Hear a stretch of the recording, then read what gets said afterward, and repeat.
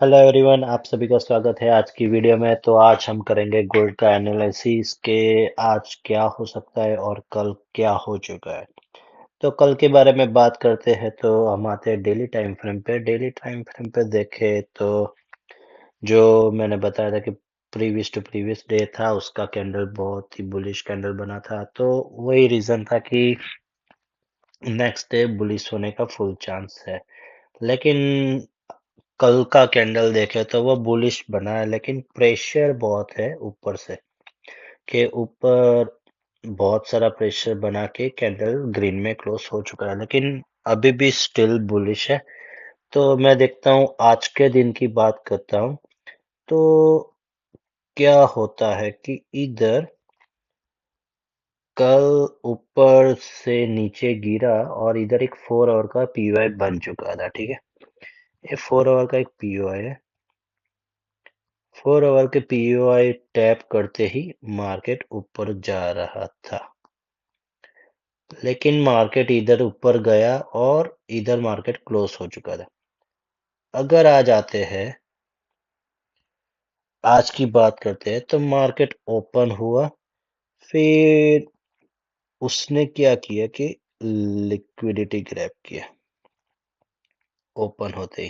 ठीक है, तो अगर मैं छोटा टाइम फ्रेम में जाऊँ, 1 आवर पे जाता हूँ, तो क्लियर दिखा जाएगा कि तो यहाँ पे ओके, तो ये रहा 1 आवर का पीओए था। वहां से मार्केट उठा था और इधर क्लोज हो चुका था ओपन। फिर आज के दिन ओपन होते ही इधर वापस 1 आवर का पीओए था, इधर एक एफपीजी बन चुका था। एफपीजी टैप होते ही नीचे गिरा। अभी सीधी सी बात है कि एफपीजी से रिजेक्शन मिल रहा है तो कहाँ तक जाएगा, क्योंकि कल के दिन का ये लिक्विडिटी था स्विंग, वहां की लिक्विडिटी ग्रैब करे। लिक्विडिटी ग्रैब करते ही मार्केट में एक कैंडल बन चुका था, हैमर जो बोलते हैं आप, और वो ग्रीन बन चुका था। तो हाँ, ये रीजन था कि मार्केट वापस इधर से रिटेस्ट किया। अगर स्मॉलर टाइम फ्रेम पे मैं देखूं, 5 मिनट पे आता हूँ, तो यस, इधर आया और यहाँ से गया और इधर कोई रेट स्टिंग वाला कोई पार्ट बना नहीं है 5 मिनट में कि कोई एंट्री मिल सके। सेम वही रीजन है कि कोई रिटेस्ट वाला पार्ट नहीं मिला कि तुम ऑर्डर ब्लॉक से कोई एंट्री मार सको। लेकिन हाँ, यही रीजन था कि इधर से एक लिक्विडिटी ग्रैब होते ही ग्रीन कैंडल बन चुका था, तो हमारा एंट्री इधर का ही बन जाता है। और हमारा टारगेट रहता है, फर्स्ट टारगेट अगर मैं बात करूं तो इस स्विंग रहता है पहला। ठीक है, फिर आऊंगा मैं 1 आवर पे। अगर 1 आवर पे मैं देखूं तो मेरा 1 आवर का एक पीओआई भी बन चुका है। ठीक है, तो यही रीजन होता है कि हम एक ट्रेड ले सकते हैं। तो कोई भी एक वैलिड रीजन पे हम एंट्री लगा सकते हैं। मैंने ये ट्रेड नहीं लिया था क्योंकि मैं जॉब पे था, तो मैंने कुछ देखा नहीं। अगर मैं एक्टिव होता ट्रेडिंग में तो हाँ, डेफिनेटली मेरा एंट्री इधर से बनता और मेरा टारगेट इधर ही तक होता। और अभी क्या हो चुका है कि 1 आवर के पीओआई को टैप कर चुका है। अगर अगर ये 1 आवर का कैंडल अभी जो मार्केट करंटली रनिंग है और 77 के ऊपर क्लोजिंग कर देता है, तो हाँ, मैं फिर से बाइंग में बैठ जाऊंगा। मेरा टारगेट फर्स्ट रहेगा, मेरा ये ऑर्डर ब्लॉक की लिक्विडिटी 85 का। ठीक है, फर्स्ट टारगेट मेरा ए रहेगा। अगर मेरा कैंडल इधर क्लोज होता है तो ठीक है, फर्स्ट टीपी 1:1 का है। लेकिन हाँ, जो है ये, क्योंकि बड़ी टाइम फ्रेम पे देख रहे तो स्टॉप लॉस भी ज्यादा ही होगा। स्मॉलर टाइम फ्रेम पे भी आप ले सकते हो आपके हिसाब से, लेकिन मेरा एक ऐसा जोन बन जाता है तो मैं हर जगह पे स्मॉलर स्मॉलर लॉट ऐड करता रहता हूँ। तो मैं इधर से ही पूरी सारी क्वांटिटी ऐड नहीं करता, मेरे को 100 पिप का डेली टारगेट चाहिए होता है, जो इसमें 80 पिप का टारगेट मेरे को मिल रहा है।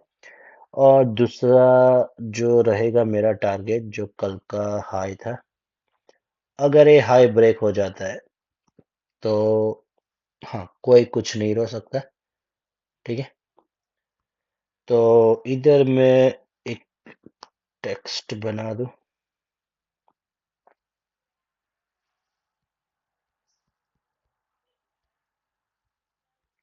ठीक है, 3786,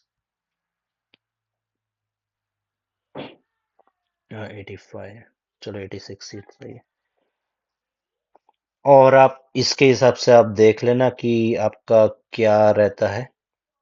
ठीक है, जो भी ब्रोकर का वो स्प्रेड रहता है उसके हिसाब से आप ले सकते हो। ठीक है,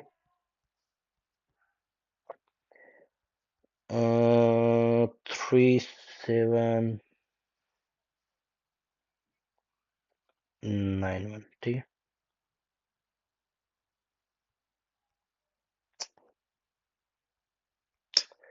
अरे यार, ठीक है, तो ये हमारा टारगेट रहता है। ये ट्रेड वैलिड कब माना जाएगा? जब कि एक कैंडल इसके ऊपर क्लोज करेगा। ठीक है, फिर ये मत बोलना कि मैंने बोला नहीं था। कैंडल क्लोजिंग मस्ट है।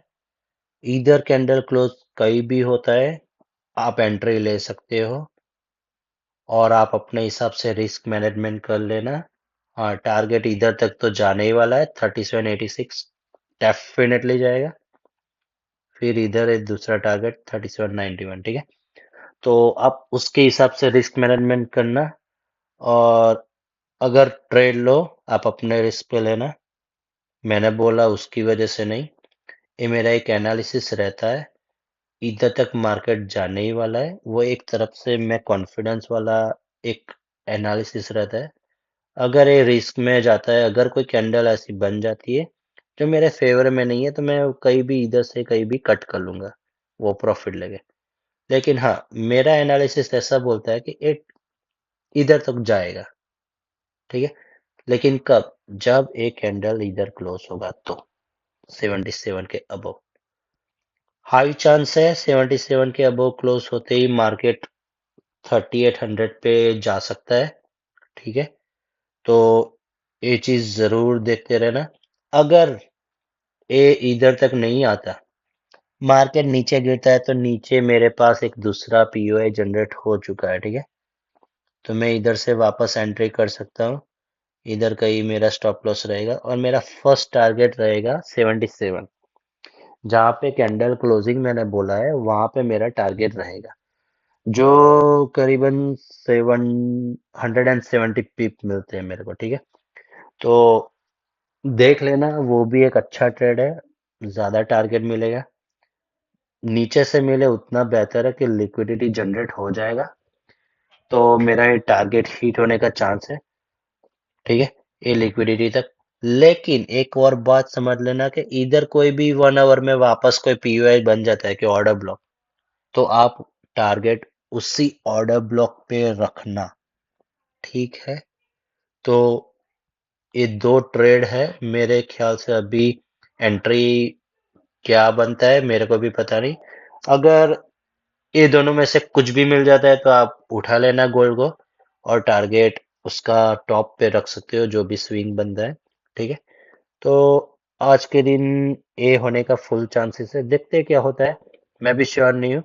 हाँ, लेकिन इधर से मिलता है तो देख लेना भाई कि इधर से कोई डिस्प्लेसमेंट मिलना जरूरी है। अगर ऐसा डिस्प्लेसमेंट नहीं मिलता तो लेने का कोई फायदा नहीं है, वैलिड एंट्री नहीं होगा। ठीक है, ये फिर वापस इधर से स्विंग का लिक्विडिटी लेगा, वापस ये ऑर्डर ब्लॉक की लिक्विडिटी लेगा, क्योंकि मेरा एक और भी है कि जब भी ये ऑर्डर ब्लॉक फेल एक बार टैप हो चुका है, तो ये स्विंग की लिक्विडिटी लिया, ऑर्डर ब्लॉक की लिक्विडिटी अभी बचा है। ठीक है, ठीक है, ये ऑर्डर ब्लॉक की लिक्विडिटी अभी बचा है, तो ये भी हमारा एक पॉइंट है कि इसकी लिक्विडिटी लेगा। और नीचे एक और दूसरा ऑर्डर ब्लॉक पड़ा हुआ है हमारा, जो इस लेग का लास्ट पीओआई था, ठीक है, जो लास्ट पीओआई। तो हाई प्रोबेबिलिटी चांसेस है कि ए वाले पीओआई पे आने का। तो देखते हैं, अभी कुछ बोल नहीं सकते, इधर से ही मार्केट ऊपर क्लोजिंग कर देगा तो आने का कोई चांस नहीं है। हाँ, चांस तब होगा कि जब ये लिक्विडिटी लेके कोई ग्रैब वाला सीन होगा तो वापस नीचे कोई क्लोजिंग मिलेगा यूएस में, तो हाँ डेफिनेटली इधर तक आने का फुल चांस है, अगर कोई इस बीच में कोई पीयूआई अड़चन ना आए तो। ठीक है, तो यही होता है कि मार्केट एक पीयूआई बनाता है, दूसरे पीयूआई को जनरेट करता है और उसी के पीयूआई टू पीयूआई जाता रहता है। लेकिन आप सभी को हायर टाइम फ्रेम को भी देखना रहता है और छोटे टाइम फ्रेम को भी देखना पड़ता है कि पीयूआई तो हर टाइम फ्रेम में बनता है, लेकिन वहां तक जाने के लिए छोटी टाइम फ्रेम को भी एक पीयूआई बनाना पड़ता है।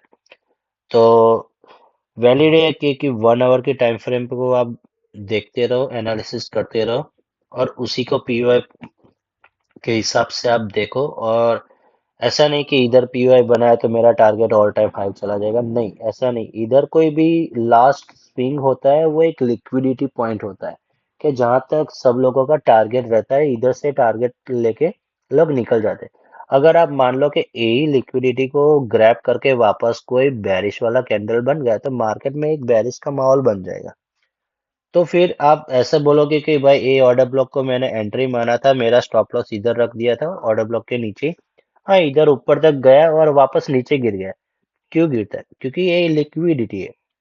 तुम ये लिक्विडिटी देख नहीं रहे हो कि लिक्विडिटी देखोगे तभी तुमको पता चलेगा कि भाई क्या हो रहा है। ठीक है, तो हर लिक्विडिटी एक ध्यान में रखना पड़ता है। ऐसा नहीं कि भाई इधर से ले लिया, हाँ तुम ट्रेल नहीं कर सकते लेकिन ब्रेक इवन पे रख सकते हो। अगर तुम्हें टाइम फ्रेम को अलाइन करना आता है कि इसके बाद ये हो रहा है, इसके बाद ये हो रहा है, आप टाइम फ्रेम को समझ रहे हो, ब्रेक डाउन कर सकते हो, तो आप ये ट्रेड में 100% आप बैठ सकते हो कि हाँ भाई स्टॉप लॉस इधर तक नहीं जाएगा। अगर आपको स्टॉप लॉस बढ़ाना भी है तो आप बढ़ा सकते हो। अगर आपको लगता है कि ऑर्डर ब्लॉक की लिक्विडिटी ले लेगा फिर ऊपर जाएगा, वो टाइम फ्रेम के हिसाब से होता है। ठीक है, तो मेरे को नहीं लगता कि ऐसे कोई सडनली कोई ऑर्डर ब्लॉक लेके आएगा। जब तक कोई दूसरी लिक्विडिटी पे जाता नहीं तब तक कोई दूसरी लिक्विडिटी पे नहीं जाएगा। उसको एक लिक्विडिटी डन करता है तो उसको दूसरी लिक्विडिटी डन करने जाना ही पड़ता है, ऐसे ही तो मार्केट रन होता है। ठीक है, तो आप ये सब चीज नोटिस करके रखो कि कौन सी लिक्विडिटी से कहाँ दूसरी लिक्विडिटी कहाँ पे होती है, कोई पीओआई कहाँ पे है, तो वहीं तक ही मार्केट जाएगा। अभी देखो मार्केट में ये पीओआई अभी देख रहे हो कि ये फेल करने का चांसेस है, अभी इधर कैंडल क्लोजिंग कर लेगा। अगर मैं जाता हूँ 30 मिनट पे, तो 30 मिनट का भी कैंडल मेरे को एक बुलिश जैसा दिख रहा है। ठीक है, अगर इधर क्लोज कर ही देगा 30 मिनट में तो हाँ भाई श्योर हूं मैं को मैं वापस 5 मिनट पे चला जाऊंगा और देख लूंगा भाई इधर क्या सीन हो रहा है। इधर कोई ऑर्डर ब्लॉक बन चुका है, हाँ बन चुका है तो वहीं पे रिटेस्ट करने आएगा, वहीं से उठा लो भाई। समझ में आया मैं क्या बोल रहा हूँ? तो इस तरह से आप ट्रेड ले सकते हो। अगर 5 मिनट में भी इधर एक देखोगे इधर पीओ है, इधर वो टैप नहीं हुआ है, ठीक है, तो क्या करेगा, इधर से टैप करेगा और इसकी भी लिक्विडिटी है वो भी ग्रैब करके नीचे कर सकता है। वो भी स्किन हो रहा है, वो 5 मिनट में हो रहा है ना, तो उस हिसाब से 5 मिनट बिहेव करेगा। लेकिन 30 मिनट पे देखोगे तो कोई ऑर्डर ब्लॉक जैसी कोई चीज ही नहीं है यहाँ पे। ठीक है, ये ऑर्डर ब्लॉक था जो इनसाइड है, लेकिन वैलिड ऑर्डर ब्लॉक तो कौन सा है, ए वाला है, रेड वाला कैंडल। ठीक है, वो रेड वाला कैंडल इधर टैप हो चुका है ऑलरेडी। तो 30 मिनट पे आप लोगों को क्या दिख रहा है कि हाँ भाई ये स्ट्रॉन्ग बुलिश है तो इधर तक जाने का चांस है। तो भाई 5 मिनट को फॉलो मत करो, 30 मिनट को फॉलो करो। 5 मिनट को फॉलो करोगे आप, 5 मिनट का स्टॉप लॉस लगाओगे तो भाई ऑलवेज फेल जाओगे। क्योंकि क्या हो रहा है 5 मिनट पे इधर क्या है, एक ऑर्डर ब्लॉक है अभी जो जिसको टैप करना बचा है, तो इधर से मार्केट वापस गिरेगा, इधर की कहीं लिक्विडिटी उठाएगा, वापस कोई ऑर्डर ब्लॉक नीचे जनरेट करेगा, वहीं से टैप करके ऊपर चला जाएगा। ये ऐसे मार्केट बिहेव करता है। तो मार्केट को समझो और उसी के हिसाब से ट्रेड लो। ऐसा नहीं कि 5 मिनट के टाइम फ्रेम पे मैं एंट्री बना लूंगा, 5 मिनट का स्टॉप लॉस। नहीं भाई, ऐसा करोगे तो ऑलवेज लिक्विडिटी में ही जाओगे तुम लोग। ठीक है, स्टॉप लॉस पहले तो बड़ा ही होगा, क्वांटिटी कम लो, धीरे धीरे डाउन जाता है तो उसके हिसाब से क्वांटिटी ऐड करो। ठीक है, तो इस तरह से आप ट्रेड ले सकते हो और उस तरह से आप आगे भी जा सकते हो। ऐसा नहीं कि कहीं से भी आप इधर 5 मिनट का टाइम फ्रेम पे एंट्री लो और स्टॉप लॉस भी उसी का रखो। भाई ये अभी मार्केट बिहेव जो करता है ना, वो 1 साल पहले होता था कि ऑर्डर ब्लॉक की लिक्विडिटी, मतलब order block to order block जाता था।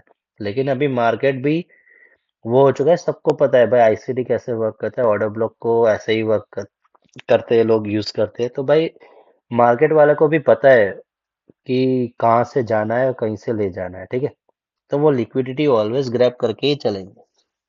तो आपको भी समझने की जरूरत है कि बड़ा टाइम फ्रेम में जो होता है उसी के हिसाब से चलता है मार्केट। छोटी टाइम फ्रेम पे लोग एंट्री मारते हैं, छोटा स्टॉप लॉस दिखा के बड़ा टारगेट दिखाने का ट्राई करते हैं। वो अभी मेरे हिसाब से नहीं चल रहा। ठीक है, लोग मानते हैं वो अलग बात है, लेकिन मैं ऐसे वर्क नहीं करता। तो बस यही बोलना था। तो आज ये देख लेना कि इधर कोई कैंडल क्लोजिंग होता है तो आप इधर तक टारगेट 86 91 और 3800 आप टारगेट बना सकते हो आज के दिन। अगर ये नीचे भी आता है तो एक और दूसरा पीओआई बचा है 59 वाला, तो वो भी देखते रहना, क्योंकि लिक्विडिटी कहाँ पे है वो देखना जरूरी है। तो आई होप सो आप सभी को समझ में आ चुका होगा, और आप आज कौन से कैसे ट्रेड ले सकते हो वो भी आप सभी को समझ में आ चुका होगा। तो थैंक यू सो मच आज की वीडियो देखने के लिए, और फॉलो जरूर कीजिए जो मैं डेली एनालिसिस अपलोड करता हूँ, और आप सभी को ये एनालिसिस देख के समझ में आ जाएगा कि आज के दिन आप क्या कर सकते हो यूएस मार्केट में। तो ये मैटर करता है, और फॉलो कर लो और बेल आइकन को दबा दो। कुछ बार मैं लाइव स्ट्रीम भी करता हूँ, और अभी चैनल नया है तो कोई नोटिफिकेशन नहीं आता होगा, मेरे को आइडिया नहीं है।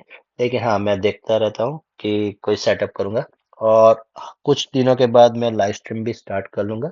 जैसे ही मेरा 50 सब्सक्राइबर क्रॉस हो जाएगा, उसके बाद मैं स्लोली स्लोली लाइव आना भी स्टार्ट कर दूंगा, और लाइव ट्रेड भी देने का ट्राई करूंगा जैसे ट्रेड बनता है। ठीक है, तो आई होप सो आप सभी को मजा आया होगा। तो प्लीज फॉलो कर लेना और लाइक जरूर कीजिए।